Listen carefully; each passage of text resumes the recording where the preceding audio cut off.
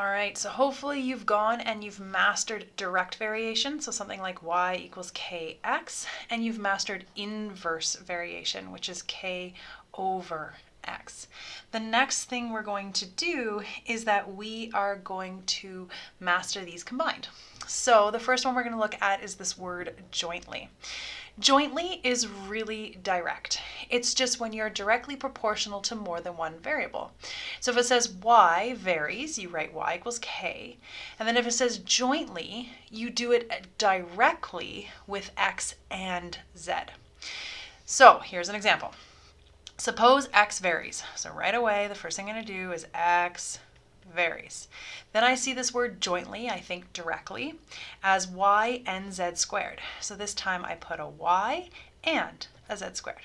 Then all the steps are the same. Step 2, you're going to solve for k. So x is 231 when y is 3 and z is 2. So then I'm going to simplify. 231 is equal to k times 3 times 4, which is 12. I'm going to divide both sides by 12. Now this time I get a weird k value. I get a k value of 19.25, and that's okay. Now if you went and put that as a fraction, that's okay too, but decimals are generally easier to deal with in these. But let's just, well, no but, yes, let's go with the decimal. So I'm going to write this into my equation. I'm going to put x is equal to 19.25, and then I've got a yz squared. Then I can move on to step 4. Step 4 is they're going to give me values for y and z, and I'm going to solve for x. So 19.25 is my k when y is 5 and z is 4, and that's squared. So to find the value of x, you just plug that into your calculator, and you should get 1,540. All right, the next type of problem is called combined variation problems. And all this means is that you can have direct and inversely or jointly and inversely, but it's going to be more than just one type of variation. So this one says z varies. So right away, the first thing I'm going to do is put z varies, so z equals k. Then it's jointly, which means directly, with two variables, x and y squared. So I'm going to put the x and the y squared up here. But then it also says and inversely as w. So on the bottom, I'm going to put the w. So the only thing that goes on the bottom of your fraction is your inversely variating. Everything else is going to go on the top. Step number 2, you're going to solve for k. So this tells me that z is 3/8. What is the value of k when x is 2, y is 3, and w is 12? Now to solve this, a number of ways of doing it. You can generally, or you can just plug this into a calculator if you like. You could isolate k, moving all these things around, totally up to you. I'm going to do this the way that I feel like you would do it. And I feel like the first thing you would do is simplify 2 times 9, which is 18. And then I feel like maybe you'd be isolating k, so you're going to multiply by 12. If you multiply that side by 12, you multiply this side by 12. So then you get 12 over 1. So you get 36 over 8 is equal to k times 18. And then whether you plug in 36 divided by 8 into a calculator or whether you try to keep everything as a fraction is entirely up to you. But what I want to show you is that when you divide by 18, the 18 just comes down here in the fraction. So the way that I can show this is that if you have 36 divided by 8, and I'm telling you that you're dividing that by 18, dividing by 18, you're really multiplying by an 18th. And so the 36 divided by 8 divided by 18 means it's 36 divided by 8 times 18. Okay, so saying that, I'm just going to get that off that screen. I'm going to go straight to k equals 36 divided by 18 times 8. Now for here, maybe you're grabbing a calculator at this point and you're doing 36 divided by 18 and divided by 8, or 36 divided by bracket 18 times 8. If you were to plug it into your calculator, you will get 0.25. If you were to do it without a calculator, maybe you're going to start trying to do fractions, you're going to get maybe 36 over, what's 18 times 8? 144. And then you want to say what goes into both 36 and 144. I see that 12 does, so that would be 3 over 12. And then 3 goes into both top and bottom, and I get a quarter. Either way, I'm getting k as a quarter. It doesn't matter if you get it as a decimal or as a fraction. It's just good to see that you can do both, and I'd really love it if you can do both. The third step is that once you have k, you plug it in. So you get z equals, now we're going to use the 0.25 because that's the easiest, and we've got zy squared over w. And then they're going to say, fourthly, find z when, so find z when x is 4, y is 1, and w is 6. So I get a quarter times 4, which is 1. 1 times 1 squared is 1 over 6. And that would be my final answer. If you had plugged this in as a quarter, maybe your expression or your equation looks like this. Maybe you realize that when you're multiplying by a quarter, you're dividing by 4. These are all the same, right? They're 3 ways of writing the same thing. So maybe on a multiple choice, it doesn't look like yours. You have to think, how can I turn this into one of these two? And that's just making sure you understand the way that things are written. And even further than that, what if you didn't like this question right from the beginning? What if you looked at this and went, oh, when I plug in numbers, this just gets so complicated? Think back to chapter 1. We solved literal equations. What if I said I wanted you to solve this literal equation for k? Maybe before I put any numbers in, I'm going to multiply both sides by w. I get wz equals kxy squared. And then I'm going to divide by xy squared on both sides. And I get k equals w times z divided by xy squared.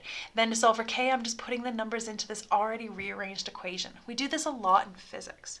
So I'm not saying this all to confuse you. I'm doing this all because, this is a short video and I feel like we have the time to talk about this. And also because I want you to know that you're not necessarily wrong when you do something differently than I do it, or if you do it differently than the textbook does it. There's lots of ways of getting to an answer when you get into more advanced math. All right, I'll stop talking. Let's go into this last example. The last example is talking about maximum load. So let's read it. The maximum load of a horizontal beam that is supported at both ends varies directly as with the width and the square of the height, and inversely as the length.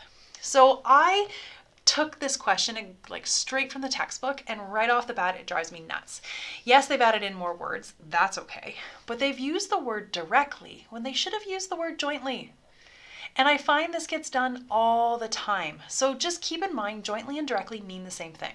Technically, jointly is supposed to be used when you're varying directly with more than one variable, but they don't always do that consistently. But you'll notice that when I read this word problem, I underlined the key things as I read. I didn't care that it was the maximum load of a horizontal beam supported at both ends. I cared that we had a maximum load varying directly with width and the square of height, and inversely as the length. That's going to allow me to do step 1.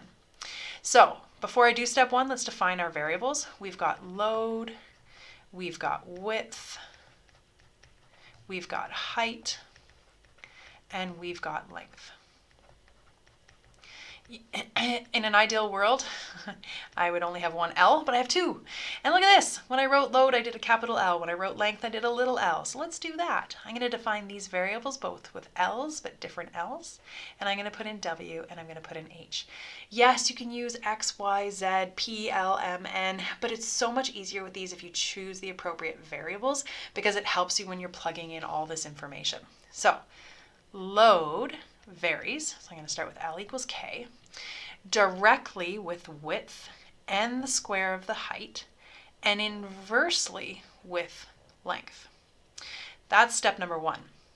Step number 2 is going to be to solve for K. Maybe you liked that solving the literal equation. Maybe you want to solve for K by saying, hey, I'm going to multiply by L. So I get little l big L equals KWH squared. Now I'm going to solve for K by dividing by W and H squared, and I get K equals big L, little l, doesn't matter what order they're in, commutative property of multiplication, over the WH squared. Or maybe you're okay with numbers and you want to take that L equals KWH squared divided by L and plug your numbers in here. Doesn't matter. I'm going to take a guess that most of you are probably comfortable putting the numbers in here because most people are, but I really love rearranging literal formulas and I do it all the time in physics. So let's do it this way. So we've got a beam. So I'm going to start out by putting all my brackets in. So these are the things that I have to substitute in for. So it says my beam is 6 meters long. So I'm going to put that where my little L is. It's 0.1 meters wide, so that goes where my W is, and it's 0.06 meters high. Dot. And it says it supports a load of 360 kilograms. So now I'm going to solve for K. Now, you could multiply both sides by 6. You can simplify. I'm going to say the easiest way of doing this at this point is to go 0.1 times 0.06 squared divided by 6.